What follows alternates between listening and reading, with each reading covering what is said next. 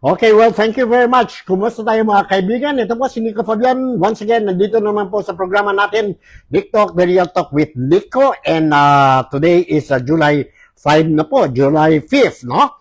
And it's a Sunday. I hope everything is running smoothly sa mga buhay natin po. Especially tayo, na mayroon tayong mga religious obligations, no? Mga Kristiyano, mga Catholics, no? We have sabi natin religious obligation, kailangan tayo magpunta sa simbahan, magmisa tayo po.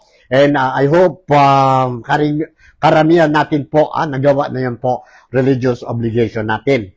So, anyway, eto po, nandito naman tayo. And I would like to welcome each and everyone, ang mga Filipinos dito po sa Malaysia, be it sa West Malaysia, or dito po sa Sabah, na East Malaysia. May dalawang state tayo, Sabah and Sarawak. And nandito tayo based sa Sabah, no? Specifically dito tayo sa Kota Kinabalu. So welcome na welcome kayo, and welcome din ang mga kapatid, kaibigan at kababayan natin, ang mga overseas Filipino workers kung nasaan man kayo, sa ibang parte ng mundo. I would like to say welcome, good morning, good afternoon, and good evening sa inyong lahat po. Kung sa malayo pa yun po, we say it, salamat pagi, salamat patang, and salamat malam. Magandang araw din ang mga kapatid, kaibigan at kababayan natin dyan po mismo sa bayan natin of which we call the Philippines po. So, nandito tayo to give you ang mga latest updates sa tungkol what is happening or you know what is happening dyan po sa Pilipinas. So at least ang mga followers natin, not only ang mga Filipinos, but also ang mga Malaysian friends and other nationalities who is following me dito po sa programa natin, Nick Talk, The Real Talk with Nico. Yes, everything is set for tomorrow. Tomorrow is a red letter day para sa akin o para sa atin na po, no? Especially those who wants to know what will happen during the first day of the impeachment trial of Vice President Inday Sara Duterte, which is scheduled tomorrow, July 6, at 2 p.m. po. Tayo dito sa Nick Talk, The Real Talk with Nico, I'll make sure that you will be properly informed on the hearing, bukas po, hearing bukas po, dyan po sa Senado. So I was made to understand everything is set.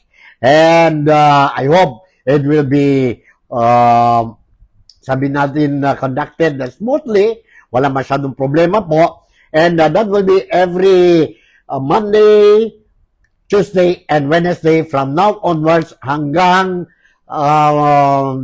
July 27 ang day that our President, si President Ferdinand Bongbong Marcos, will be delivering his sabihin natin as State of the Nation Address or SONA po. After the SONA, ang schedule ng impeachment trial of Inday Duterte will be slightly changed, and that will be every Wednesday, Thursday, and Friday, same time din yun po. Kung may mga sabihin natin changes, I'll make sure na kayo po, tayong lahat dito sa Nick Talk, The Real Talk with Nico, you will be properly informed. So don't worry about the thing po. Ako nang bahala para sa inyo dahil malapit kayo sa puso ko. And medyo naka-ano pa rin tayo, naka-ubo-ubo pa rin tayo. But maskin paano, I'm trying to do my best po to make sure that I will be with you every day so that you will be properly informed. So to start with our program, I just want to share with you muna po, no? Ang mga importanteng sabihin natin balita dyan po sa Pilipinas. And to start with po, yung weather condition muna tayo po. If you notice, in Sabah, or in Kota Kinabalu, we also experience every now and then, as often now po, no? We experience downpour. Sometimes it's a heavy downpour, sometimes it's not too heavy downpour. And most likely it is because of the what the Philippines is experiencing for the past few days dyan po sa Pilipinas. Mayroon tayong mga thunderstorm and downpours dyan sa Pilipinas, and definitely, especially kung may typhoon sa Pilipinas, definitely ang Sabah, ang Kota Kinabalu will be also slightly affected. In other words, slightly affected, it means that we will also experience some inconveniences when it comes to rain, downpours, downpours. Ano bang latest updates natin sa weather conditions sa Pilipinas? For the information of the general public, especially those who are monitoring our program today, I would like to inform you that the State Weather Bureau of or dyan po sa Pilipinas, which we call PAG-ASA, said it is monitoring a super typhoon outside the Philippines area of responsibility. As of 8 a.m. today, PAG-ASA said super typhoon Bobby, Bobby po, international name, kung local name niya po si Inday, si Inday was estimated to be 2,645 kilometers east of eastern Visayas.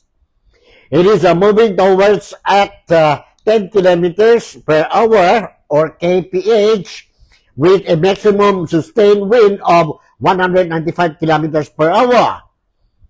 The super typhoon also has gusts of up to 240 kilometers per hour. Meanwhile, parts of the country may experience rain due to the easterlies and localized thunderstorm. Cagayan Valley, Bicol Region, Eastern Visayas, Aurora, Quezon, and Dinagat Islands may experience partly cloudy to cloudy skies with isolated rain showers or thunderstorms due to easterlies. PAG-ASA warned residents in these areas of possible flooding or landslide during severe thunderstorm. Partly cloudy to cloudy skies with isolated rain showers or thunderstorms may also be experienced in Metro Manila and the rest of the country due to localized thunderstorm. And for your information po, for the past few days in the Philippines, especially dyan mga affected areas po, we already saw ang problema ng flash flood po. Some areas has been experiencing flash flood and of course, natural lang ito. This for the Filipinos is natural. But again, I would like to inform you, remind you po, that every time we experience heavy downpour or typhoon po, it will remind the Filipinos of the flood control projects po. Kung walang kalukuhan sana po, if everything runs smoothly in the flood control projects, since 2022 until now, I don't think so po we are going to experience the same experiences that we have been experiencing long time ago po. But because of the ghost projects, flood control projects po, ghost projects, substandard projects po, because of the scandal, corruption in the flood control project po, we did not see the completion of flood control projects, and for this reason po, we will not be surprised if we will be experiencing, every time we will experience a super typhoon dyan po sa Pilipinas, we can expect that we are going to experience or we will see results of properties damage, innocent lives spared, and a lot of inconveniences on the part of the affected flood victims po. Flood victims. Kawawa talaga ang Pilipinas. Anyway, before going any further, let me share with you po, let me share with you a video clip po which was reported in Manila last night or yesterday po regarding the weather condition in the Philippines. And let's watch and listen to this report before we go to other important issues po, political issues dyan po sa Pilipinas. Let's watch and listen to this video clip. Hold on, nandito po. Biglang taas ang tubig sa sapang ito sa Barangay Lampan, South Cotabato ng umulan. Kahapon, stranded ng ilang oras ang mga hindi makatawid sa sapa. Ang ilan, matapang na sinuong ang tubig habang tulak ang kanilang motorsiklo. Humupa rin ang baha kalaunan. Swimming pool. Bahari ng naberbisyo sa ilang taga Coronadal City dahil sa matinding ulan kaninang madaling araw. Nalubog ang ilang negosyo at bahay. Sultan Kudarat, halos kulay berde na. Bumuhos din ang malakas na ulan kanina sa Metro Manila. Sa Magsaysay Boulevard, Quezon City, hanggang gutter ang baha na nagpahirap sa mga motorista. Binaha rin sa bahaging ito ng Santa Mesa at sa kanto ng Taft Avenue sa UN Avenue sa Manila. Nabulagi rin ang biglang ulan ng mga motorista sa Ayala Bridge at ilang bahagi ng Pasay City. Ayon sa Pag-asa, thunderstorms ang nagpaulan sa ilang bahagi ng Mindanao at Metro Manila. Binabantayan din ng Pag-asa ang paglapit sa bansa ng super typhoon sa Pacific Ocean na may international name na Bavi. Sa Miyerkules, nakikita ng Pag-asa na papasok sa Philippine Area of Responsibility ang bagyo na tatawaging Inday. Comparable po siya sa Yolanda in terms of intensity. Malaking area pa ng karagatan yung tatahakin nito, so magpapatuloy yung intensification nito. Pero in terms of its impacts or hazards, generally papuntang extreme northern Luzon yung sentro ng mata nitong si Bagyong Bavi. Pinag-iingat ng Pag-asa ang mga taga-Cagayan Valley at iba pang bahagi ng Northern Luzon. Hindi inaalis ng Pag-asa ang posibilidad na sa Martes pa lang magtaas na ng tropical cyclone wind signal. Maaari rin isailalim sa signal number 4 ang Batanes na inaasahang daraanan ng mata ng bagyo. Kahit hindi nakikitang maglalandfall ang bagyo, palalakasin naman ito ang habagat na maaaring magpaulan sa Metro Manila at iba pang bahagi ng Luzon, lalo na sa Huwebes. Naghahanda riyan ang Barangay Tatalon, Quezon City, na problema tuwing tag-ulan ang baha. Tinatali po namin yan sa gilid, tinatabi namin para kung sa ganun, kung tumaas na po yung tubig, pumupunta kami dun. Inahanda rin namin yung mga lubid namin, no? Kung paano namin isasara yung kalsada. Tinitignan din ng Pag-asa kung makakatulong ang pag-uulang dulot ng bagyo para mapataas ang level ng mga dam at matubigan ang mga watershed sa Luzon, partikular ang Angat Dam na mas mababa na sa 160-meter critical level. Necessarily kailangan magkaulan talaga si mismong dam. So kung magkakaroon lang tayo ng rainfall sa mga surrounding areas, particularly over Central Luzon, definitely makakatulong po ito. Katrina Son, nakatutok, 24 oras. Alright, that's the latest updates natin we saw. Itong report which was reported yesterday, last night, ito po sa mga television dyan po sa Pilipinas. Expected downfall of arrival of Super Typhoon Inday or international name si Bavi will be Tuesday or early Wednesday po. Kaya nga, ingat na ingat tayo. Let's be careful, not only in the Philippines po, no? Those who are in the riverbanks or flood-prone areas, no?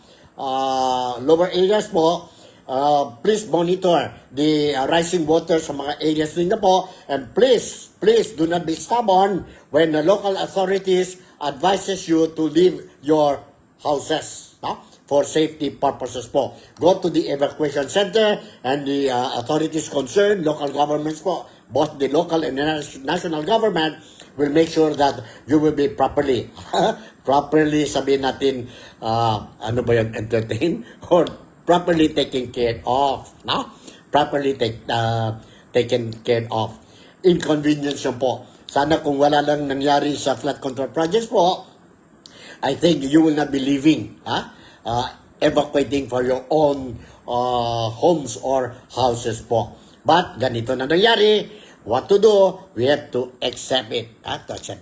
Alright, punta na tayo sa other issues, very important issues of which I believe a lot of Filipinos dito sa Malaysia would like to know, no? About what happened sa trip ni President Ferdinand Bongbong Marcos. He went to Canada, Vancouver, Canada, July 1st hanggang July 4th, no? For official trip per invitation of Prime Minister Mark Carney. Now, while he was there, he managed to talk to or exchange ideas, discussions with the Prime Minister in strengthening the bilateral ties between Philippines and Canada. And of course, he met the Canadian business sectors to encourage them, to entice them to come and invest in the Philippines. Likewise, he also took time to spend time with the Filipino communities in Canada. unfortunately, not every Filipinos in Canada welcomed the entourage, welcome BBM and his entourage po with a red carpet, no? With a red carpet.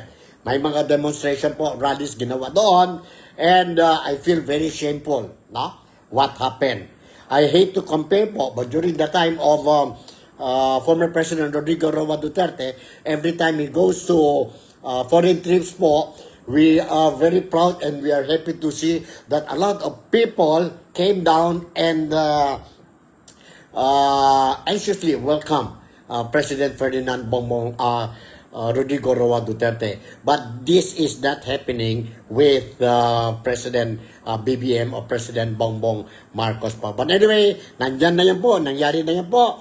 And I'm just going to share with you some video clips, no? Kung ano talaga nangyari po. So, kasi mayroon tayong mga requests since yesterday and last night. Nagtanong silang mga Filipinos dito sa Sabah. They were telling me po if I have managed to collect some video clips about the what happened dyan po sa Vancouver or sa Canada sa trip ni President Ferdinand Bongbong Marcos Jr. But before giving you some trips regarding or video clips regarding the protest po sa Pilipinas o dyan po sa Vancouver, Canada po, let me share with you a portion of the press conference of President Ferdinand Bongbong Marcos dyan po sa Canada, no? Before he left for the Philippines po. Let's watch and listen to this. Let's watch and listen to this press conference po. Nandito po. Hold on. Hold on po. Hold on. Medyo... Alright, nandito. Let's watch and listen to this. Alright? As I said, good morning, Mr. President. Almost a year ago, during your fourth State of the Nation address, you called out corruption and said, mahiya naman kayo before the members of Congress. That set expectations from you and your administration that you will wage war against corruption and no one will be spared. 1 year hence, Mr. President, do you think your administration has done enough and fast enough? Well, I cannot say that we have done enough because we're not done it. Unfortunately, the more we look, the more we find. And it's going already back beyond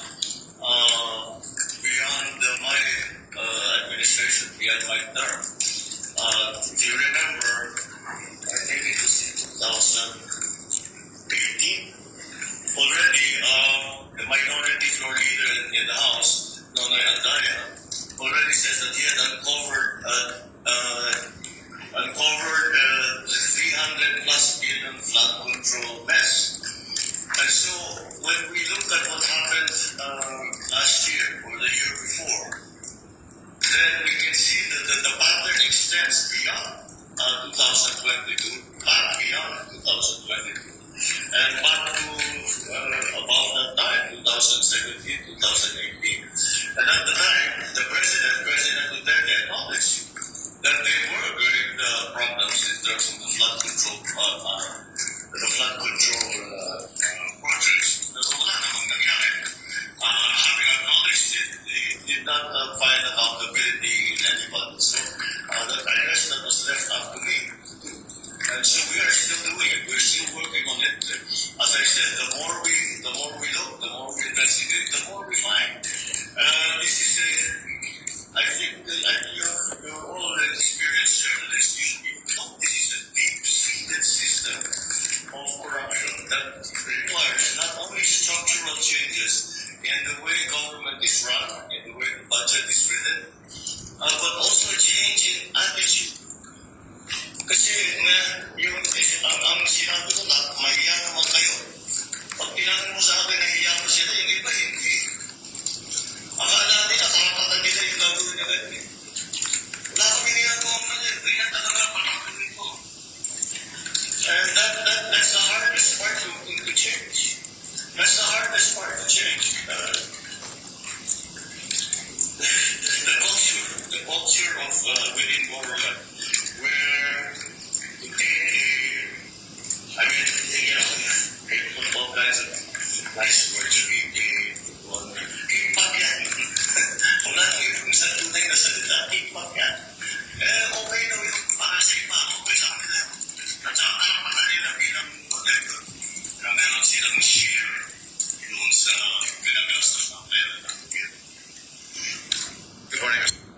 Alright, yun po, narinig natin si President BBM during the press conference dyan po sa Vancouver, Canada.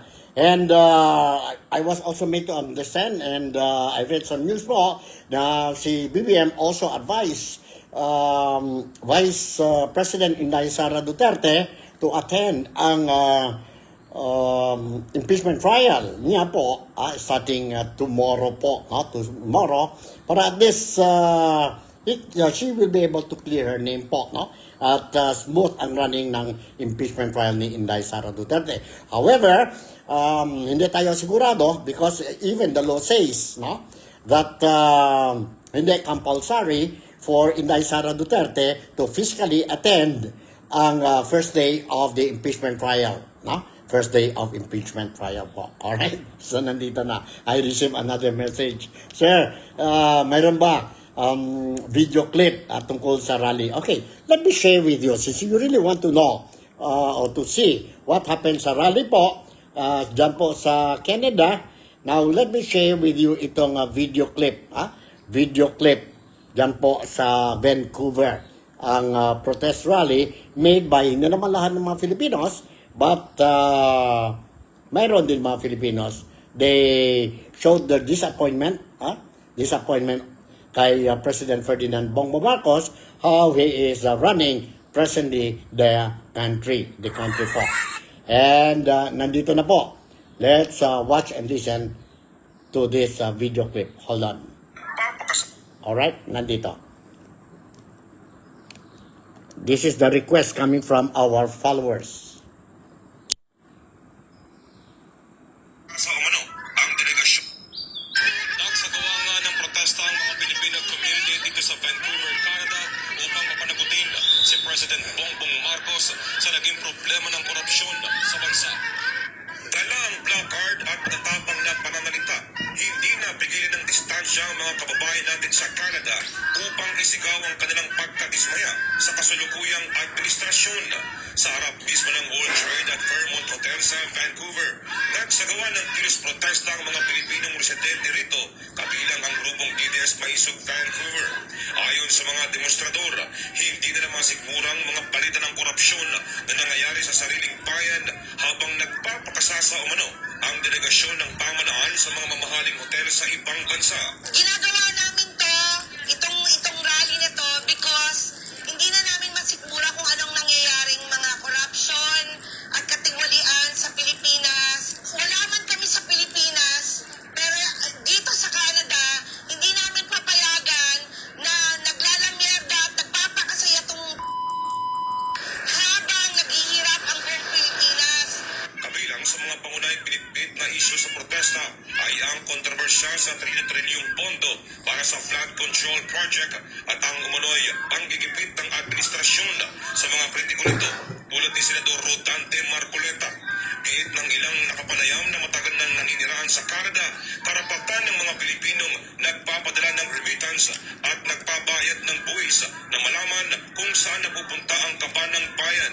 I've been with DPWH for 23 years. Galit ako sa gobyerno dahil sa pagnanakaw. Tingnan niyo ito, oh.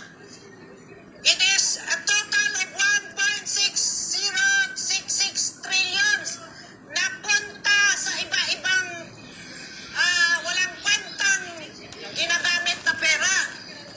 So saan ito napunta? Kaya yung trust rating niya naging negative 15. Andito kami ngayon, officially calling for Mr. Marcos Jr. to resign. We deserve better, President. Under your watch, the corruption is flooding in the Philippines. We want to know, where did you bring the money? Where are the money from flood control? Labis din ang pagkabigo ng ilang residente sa mga lokal na opisyal ng Canada na nagpapakita ng suporta sa pagbisita ng Pangulo. Ayon sa kanila, panahon na upang magkaisa ang mga Pilipino sa loob at labas ng bansa para singilin ang pamahalaan. We cannot let this President Bongbong to be just spending our money, tapos tayo dito, trabaho ng trabaho, padala ng padala sa Pilipinas, pero siya nagpapasarap ng buhay. Mahiya ka naman. Shame on you sa lahat ng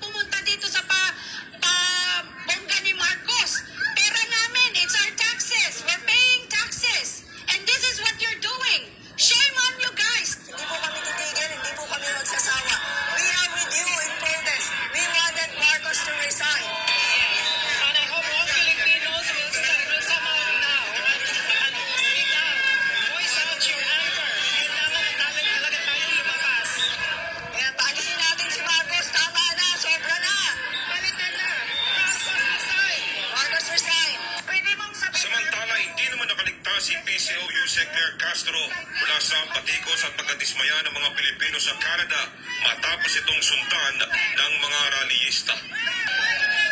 Mula dito sa Vancouver, Canada, para sa Diyos at sa Pilipinas nating mahal, ito si Roel Villanueva, SMNA News, Canada. Alright, yun po, narinig natin, nakita natin po ang rally dyan po sa Vancouver, Canada, no? Vancouver, Canada. So, meron pa tayo dito, dalawa yata itong video clip na nag-request sa atin.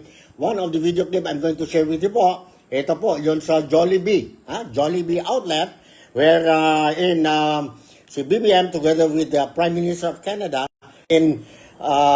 took their lunch doon po after ang meeting po, no? After ang meeting. So let me share with you itong video clip po. Hold on. Okay, nandito. Hold on lang po. Sandali.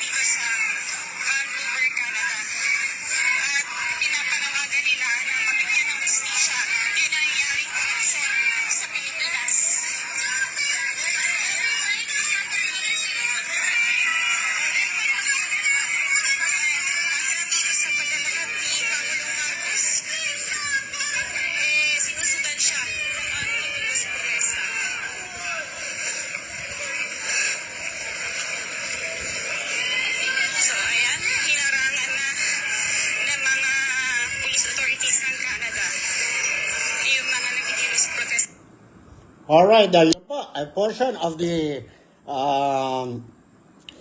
incident, no? Dyan po sa rally, dyan po sa Vancouver. And hindi lang po, nagbas ang mga Filipinos dyan po sa Canada kay President Ferdinand Bongbong Marcos. And even ang spokesperson ng Malacanang, si Undersecretary Claire Castro po, na biktima din po. Again, I would like to say, nakakahiya itong mga insidente po, but we cannot but deny na it happened po, no? And a lot of people wants to know, wants to see, to know, and ano talaga nangyari sa protesta dyan po sa Canada. And this is for this very reason that because I received a request from my followers dito pa sa programa natin dito, The Real Talk with Nico. This is for this very reason why I'm sharing with you itong video clip, itong request nila po. So, this time around, let me share with you ang insidente ni Undersecretary Claire Castro po. Diyan po sa Vancouver, according to her, she wanted to do some reels para sa mga Filipinos po, no? She want to post it sa Facebook niya. But hindi na materialize po dahil ang mga protesta po nagbas sa kanya po, no? Nagbas sa kanya. Nandito, let's watch and listen to this video clip po. Request ito from my followers. Hold on, Hold on po. And nandito na po.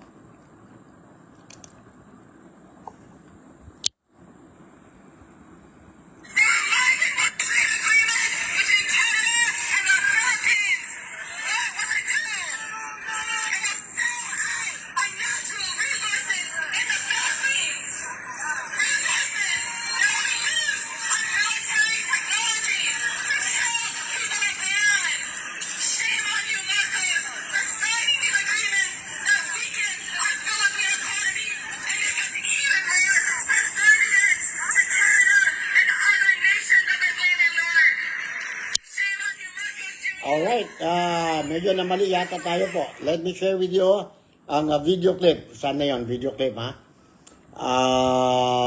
Hold on. Medyo mali yata yun. At doon, sinasabi Hold on. Saan na yun?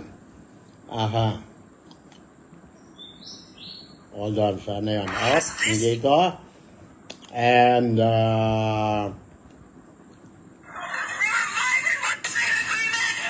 alright. Saan na ba yun? Wait, tingnan mo na. Let me look for this 309. Asan yung 309?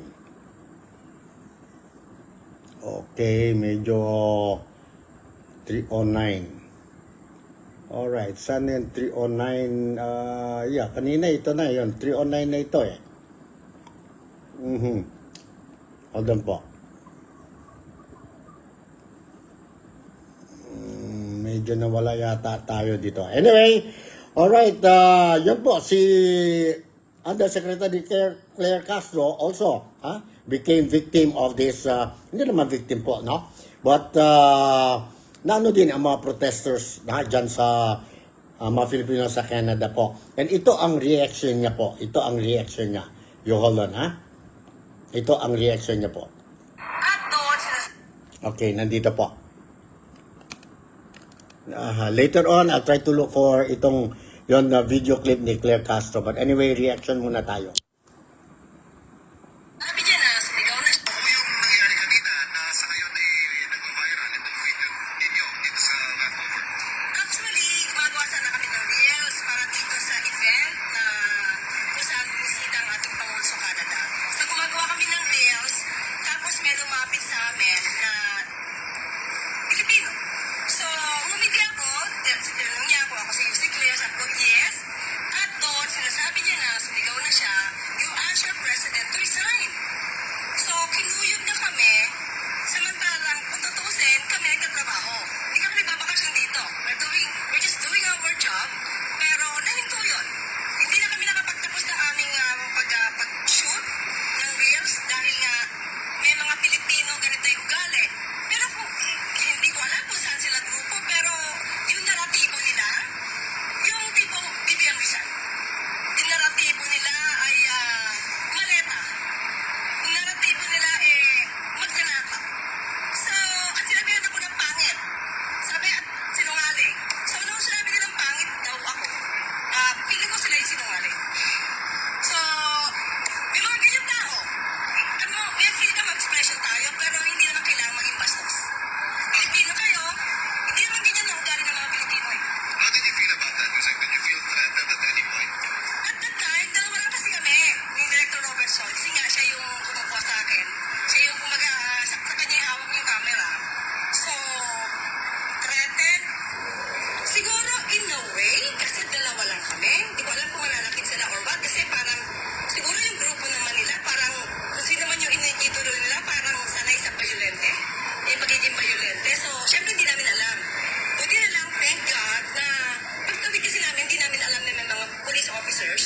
So, pagtawid namin, so, kinausap na namin sila kasi sumusunod sila eh. Diba? So, pero, I mean, kung ganyan talaga magiging ugali ng Pilipino, hindi kayo uunlad. So, kawawa pa rin kayo. Alright, yun po ang reaction ni Undersecretary. Hindi ito yung ugali ng mga Pilipino. Yes, I totally agree. Hindi yung ugali ng mga Pilipino. Pero kung galit ng mga Pilipino po, they can do anything. No? Anything po. Like what they did to Undersecretary Castro po. No? Ang reaction din mga Filipinos dito sa Sabah, sabi niya, okay, kung gano'n na, kayo pwede kayo magbastos sa amin, but kung kami na magbastos sa inyo, hindi ugali ng mga Pilipino. Yun po ang reaksyon ng mga Pilipino sa Sabah. Do you agree? Kayo po mismo, do you agree? Yes, we are God-fearing, forgiving, and ano. Pero kung puno na ang Pilipino, sobra ng pasensya namin, and ginawa namin ito sa inyo po, hindi because wala kaming respeto. It is a medicine of your, it's a dose of your own medicine.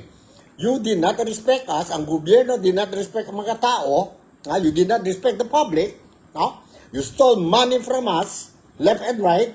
You're happy with your life. Huh?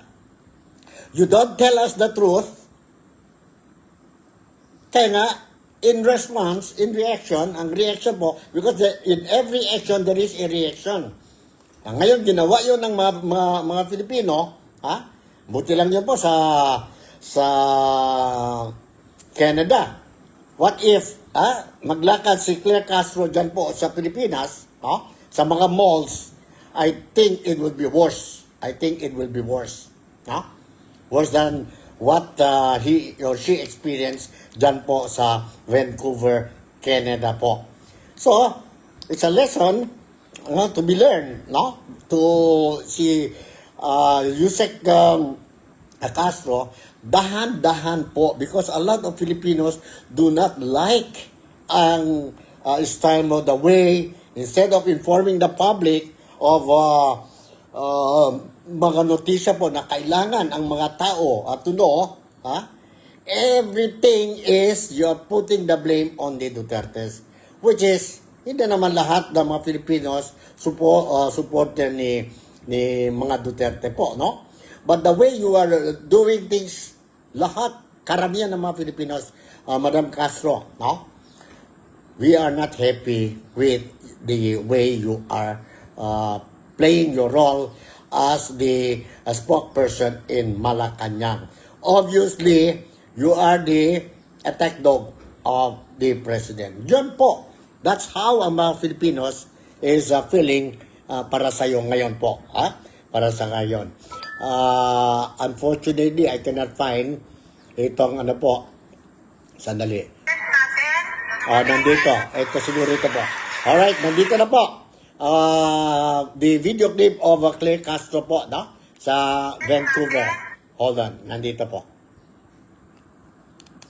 Alright, I'm sorry, but better late than never. Nandito po.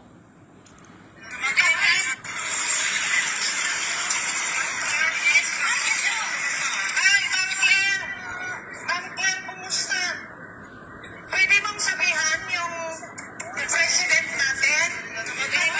Pag-iimbestigahan ang flood control. Ang flood control, ibalik ang pera.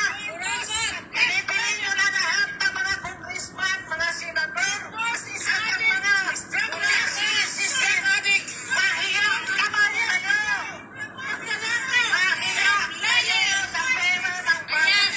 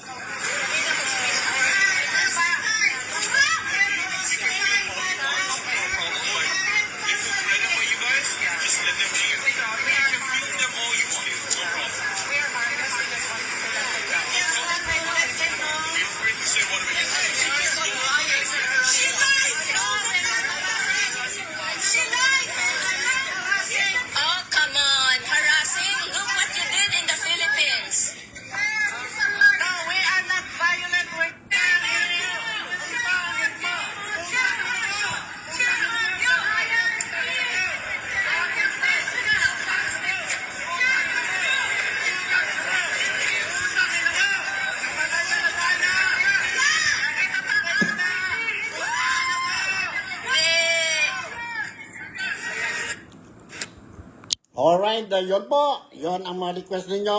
Nandyan na, sana happy na kayo po. Ha? Happy na kayo.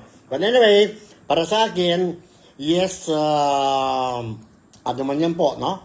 Medyo pangit ang eksena, no? But you cannot blame. Galit na ang mga Filipino po. Galit na mga Filipino, no? Hindi na because they did that, just because to put you to shame. No po, may rason yun sila po. Bakit ginawa nila po, no?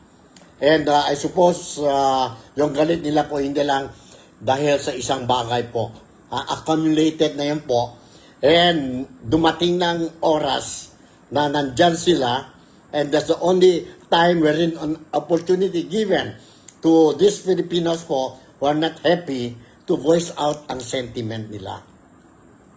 Unfortunately po, it made sa publiko. Sa publiko po. Not only ang mga Filipinos who saw, but other people, other nationalities. And definitely po, nagiging viral, it means the video clips po or the incident exposed na po sa mundo. Pangit man po, but wala tayo magawa. That's the truth. And I hope the government, because of this incident, will look into it, study, evaluate, assess bakit ganito ang reaction ng mga Filipinos po. Hindi lang sa Pilipinas, but iba-ibang bansa. Bakit ang time ni Duterte, former Rodrigo Roa Duterte, former president, and ang time ni BBM ngayon po, bakit iba ang reaction ng mga Filipinos po, no? Ng mga Filipinos. So, yon. So, when we talk about impeachment, tuloy na po ang impeachment sa bukas po. Bukas na yun po ang impeachment. But before I'm going to conclude itong programa natin po, let me share with you another posting ni Attorney Regal Oliva po. I think this is good for all of us to, or for me to share with you po. And maganda po ang posting niya po. Let's watch and listen to this po. Hold on, ha? Okay, sandali. Nandito.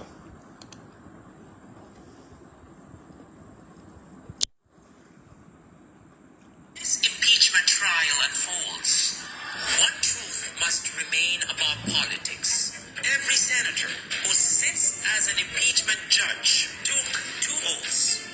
The first, as a senator, to faithfully discharge the duties of his office. The second, as an impeachment judge, to do impartial justice according to the Constitution and the laws. Those oaths demand something greater than political loyalty, greater than party affiliation, greater than public pressure, greater than tomorrow's headlines.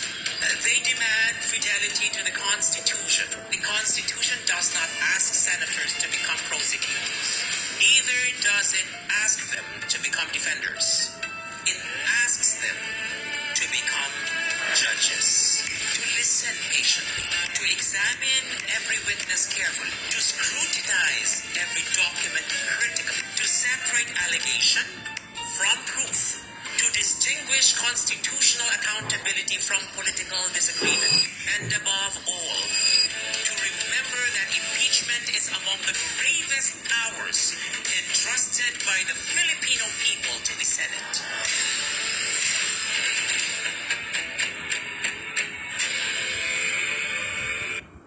Alright, yun po, no? Si Attorney Regal Oliva. So bukas, impeachment, the first day of the impeachment of Inday Sara Duterte, ang mga opening speech lang yan po, both from the prosecutor team and from the respondent team, no?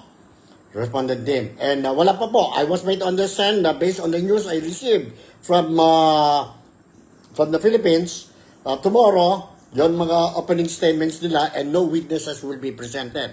Witnesses will only come in the following day, and that will be Tuesday. That will be Tuesday. And it will roll on na po.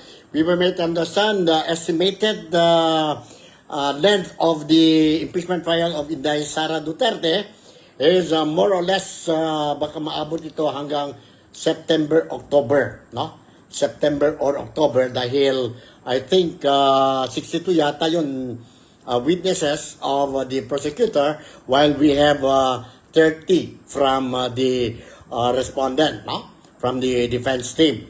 So most likely it will drag hanggang sa September or October po. The threshold hanggang ngayon po wala pa official announcement kung may changes, but if we base on the constitution po, the threshold to convict Inday Sara Duterte is of course 2/3 of the total number of senators, that is 24. So when we talk about 2/3, it means 16 senators must convict Inday Sara Duterte. They must support the conviction, 16 senators. And I think only 9 for acquittal. So based on the numbers that we are seeing now po, medyo mahirap talaga makuha yon 16 senators to convict si Inday Sara Duterte. Remember, this is ang hearing or ang trial is not only based on evidences, but it is a political maneuvering po, no? Political maneuvering. So, let's see what will happen. Let's see what will happen. So in the meantime, again, I would like to say, ingat-ingat lang tayo po, no? Kasi darating na si Inday, hindi ito si Inday Sara, darating na si Super Typhoon Inday. So ingat lang tayo po, ingat lang tayo sa sa bahay natin po. Make sure that you monitor ang activities ng mga bata, and of course yon mga elders natin po, mga senior citizens, yon may mga sakit po, and do not be stubborn whenever we receive advice coming from the authorities concerned to evacuate po to a safe place po. Alright, so Sunday na Sunday, enjoy kayo po, continue to enjoy your weekend. And I'll see you again. I'll see you again tomorrow po. Tomorrow siguro I'll try to mag-hook up tayo ulit po sa GMA5 ba or SMNI ba or whoever TV station is doing live coverage po. We will try to hook up with them, and I will play the whole, if you take 1 or 2, 3 hours po, I will hook up sa kanila para ang mga kababayan natin dito po sa Malaysia, particularly sa Sabah po, you will be able to see po. And yun po. But the following day, the following hearings po, hindi na tayo pwede mag-cover yun talaga po because it will take by the hours na yun po, no? 1, 2, 3 hours, and we don't know po hanggang anong oras matapos ang hearing. But anyway, first day siguro, I'll try to do whatever I can do. So in the meantime, once again, si Nico Fabian would like to say thank you very much for making me a part of your day-to-day. Ingat kayo po, and enjoy ang buhay natin po. Enjoy ang buhay natin. Head of Malaysia, Sababole, mabuhay ang Pilipinas, peace on earth. I'll see you in my next episode. Bye! I love you, and you take care.